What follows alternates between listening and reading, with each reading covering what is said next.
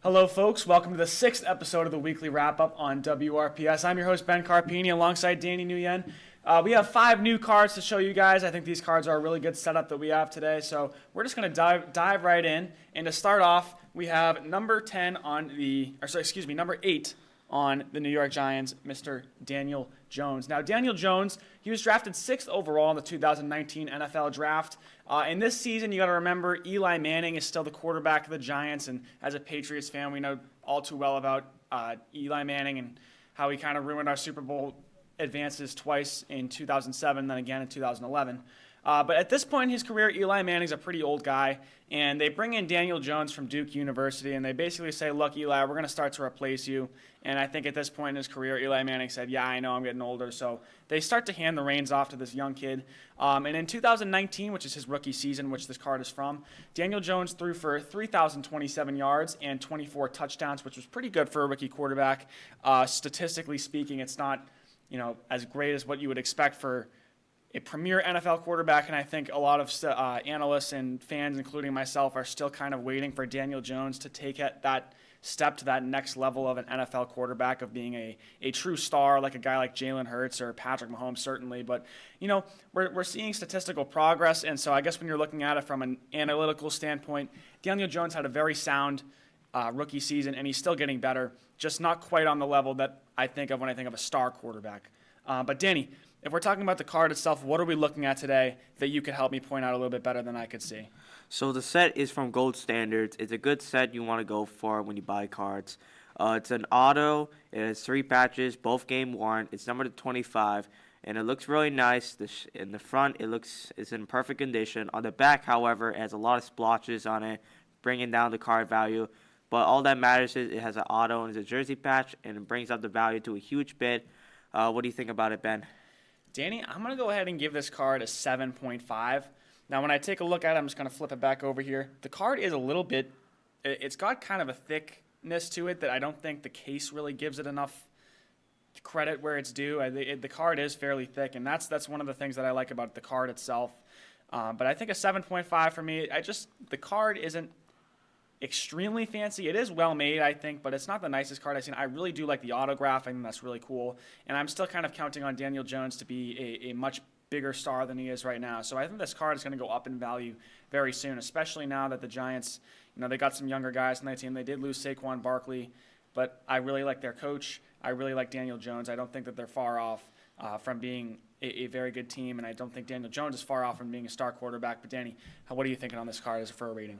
For my rating, I'm going to give it a higher one. I'm going to give it 8.5 out of 10. He's kind of my personal favorite QB. He was known for that one-handed catch a while ago, and somewhere around 2019 and 2020. I don't know exactly. But overall, that's my rating.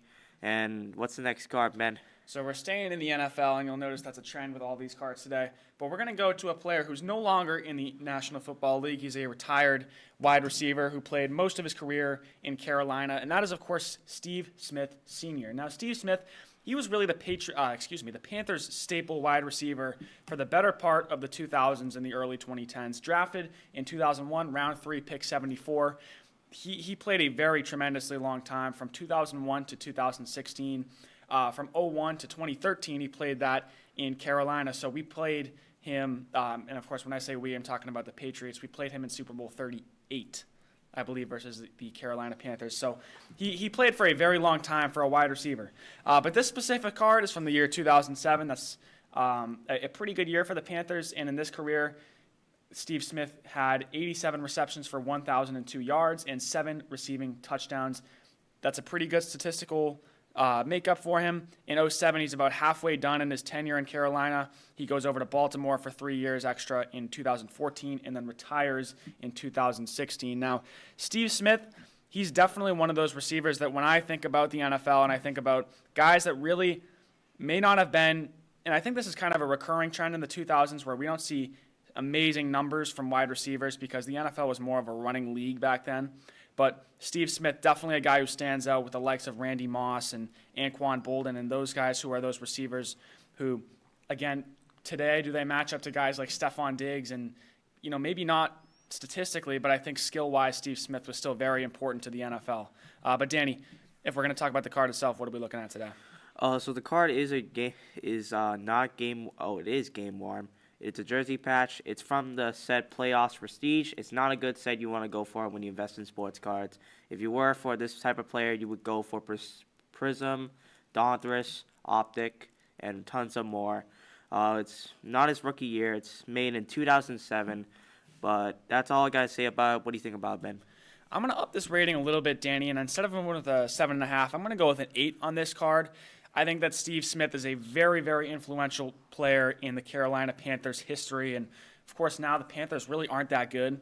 But you go back a couple years ago, and you got Cam Newton, you got Steve Smith, of course, and the Panthers were a very, very sound football team, and they were competing in the NFC South basically year in, year out, and Steve Smith is a major reason for that.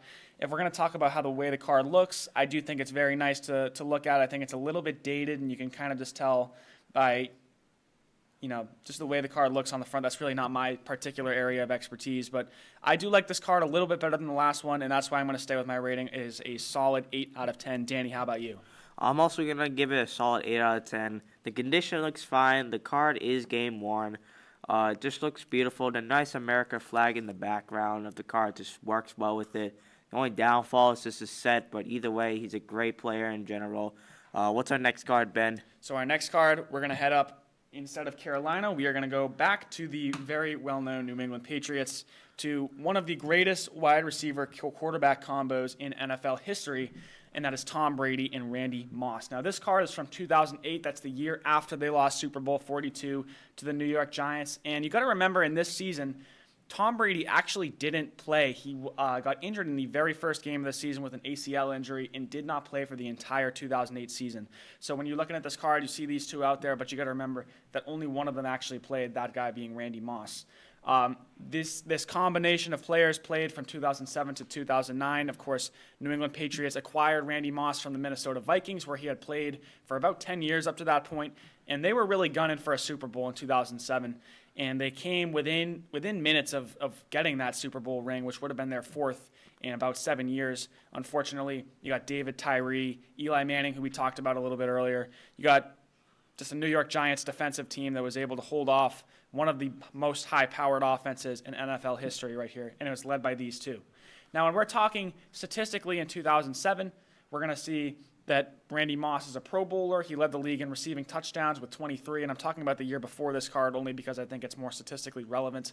In 2007, Tom Brady, NFL MVP, Offensive Player of the Year. He also led the league in passing touchdowns with 50 passing touchdowns in one season. That is just an incredible stat when you think about it. That's easily more than 3 touchdowns a game. Furthermore to that, 4,806 yards. That also is a league-leading statistic. Of course, now we're starting to see quarterbacks like Patrick Mahomes easily throw for over 5,000 yards in a season. But you go back to 2007, it's a little bit of a different story, more of a running league, as I said earlier. So for Tom Brady to be doing that, I think is really impressive. But Danny, if we're going to talk about the card, what are you going to say? So it does have jerseys. I don't know if it's exactly game worn, but it is numbered to 250. The background works well with it, and we obviously know Tom Brady's one of the best QBs in the NFL, and Randy Moss is one of the best wide receivers in the NFL. The condition looks spot on. I don't see any nicks or any type of problem on it. But yeah, that's all I got to say about it. What do you think about it, Ben? Danny, when we're going to give this card a rating, I'm actually going to stay right where I was with the last card and give it another 8. I do like the design of the card. I think it's pretty nice. It's pretty aesthetically pleasing. But the fact that this card is from the year 2008, it's just not a year where obviously Tom Brady didn't play. The Patriots lost in the wild card, I believe. So if we're talking, about the numbers, and that's something that I like to focus on, they're not really there in 2008. But this is a combination of players who are really stellar players. And Tom Brady, I could talk about Tom Brady for hours. And Randy Moss is, he's got the "oh, you just got mossed" phrase. It's quite literally the most influential NFL player in history, I'm going to say, is Randy Moss. And alongside Tom Brady, you have the greatest quarterback in NFL history as well. But I'm going to give this card an 8 just based on 2008. Not a terribly great season for them. And the card, it's again, I think just a little bit dated. But Danny, what are you going to give this card a rating? For my rating, I'm going to give it the same rating I gave it to Daniel Jones, an 8.5 out of 10. The card just looks beautiful. It has the two best combos in the Patriots history. It just looks really nice. The set, even though it's prestige, it's not the best. It doesn't matter. It's just Tom Brady. He's one of the best QBs in the nation. But what's our next card, Ben? So we're going to leave the past. The last two cards have been former NFL players, and we're going to go back to current NFL players, and that is with number 1, Jacksonville Jaguar, Travis Etienne. Now, this card is from the year 2022. This is the first year that he played. He was drafted in 2021 out of Clemson University, 25th overall. Again, that was in the 2021 draft. And in this particular season, 2022, Travis Etienne had 1,125 rushing yards and 5 touchdowns. That is a statistical lineup that you really only see in some of the best running backs in the league. And especially, again, I talk about this a lot, the NFL has transferred over from a rushing league to a passing league now. And to have as many rushing yards as Etienne did in 2022 and be a rookie and also be playing in a league that is dominated by the pass, that the numbers on this guy they really don't speak enough to how significant that is. He is such a good player, and he's really fun to watch. I love watching the Jacksonville Jaguars just because of Travis Etienne. And, of course, he was very good for my fantasy football lineup last year. But Travis Etienne, a very statistically sound player. Because he's only been playing for the last 2 years, I really don't have that much else to talk about other than he's a very good player. He's extremely fun to watch, and I think he's going to be one of the most influential running backs in the next coming years. So, Danny, if we're going to talk about how the card looks, I'd love to have you here give some insight on it. So the card was made in actually 2021. It is his rookie season. It's from Absolute, not a good set, but he's also a really great running back. He's the best combo when you have it with Trevor Lawrence. The auto looks nice. It's numbered to 99. Like I said, the jerseys are not worn. The condition looks spot on. I don't see any nicks. I don't see anything splotches or anything ruining its condition. But that's all I got to say about it. What do you think about it, Ben? I'm going to go ahead and give this card my highest rating today, Danny, and I'm going to stick with an 8.5. The reason I say that is because that autograph for me is what brings up the value of this card as much as it does. I think without the autograph, I'd be around a 7.5, and that's not to diss on Travis Etienne of the card. It's just, I don't know, it's hard to describe, but the autograph definitely brings the value up of this card by quite a bit. You have the jersey patches on it, and not to mention the fact that Etienne is the future of the NFL running back community. So I think 8.5 is a fair rating. Danny, how about you? For my rating, I'm going to give it a 9. It looks nice. It's just a great card. The colors match well with it. It's not, the jerseys aren't game worn, but it just looks nice. It adds an extra look to it. The auto just looks nice and it's numbered. What's our last card for today, Ben? So we're again going to stay in the NFL. However, we are going to move on back to the past, and we are going to go to Mr. Tom Brady. We have already talked about Tom Brady before. We've actually already talked about Tom Brady in college in previous episodes. I believe our first episode, we had that beautiful card from 1999. And this card is also from 1999. However, you'll notice that this card is just a bit different. It's got that autograph on the front. But anyway, Tom Brady in 1999. This is his last year in the NCAA. At this point, he's still playing for Michigan University. And statistically, it's a pretty good season for him. 2,217 passing yards, 16 passing touchdowns, and a bowl appearance for the University of Michigan Wolverines. This is the year that is really definitive in getting Tom Brady drafted versus him essentially going to work a regular job for the rest of his life. And it's his skill set that he's able to demonstrate in the 1999 college football season that's able to get him drafted and squeak him in the 6th round with the New England Patriots. Again, I think with Tom Brady, one of the difficult things is earlier in his career, there isn't that much to talk about just because, again, he was drafted round 6.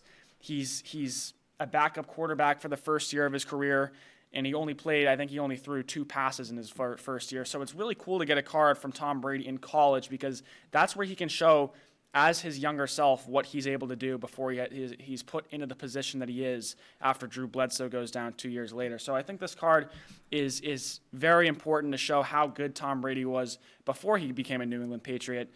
Danny, what are you thinking about this card? So the card itself looks pretty nice. I don't see any nicks or anything ruining its condition. The auto looks nice on it. The background, the blue, and the crew, the audience works well with the picture of Tom Brady with the ball handing it off.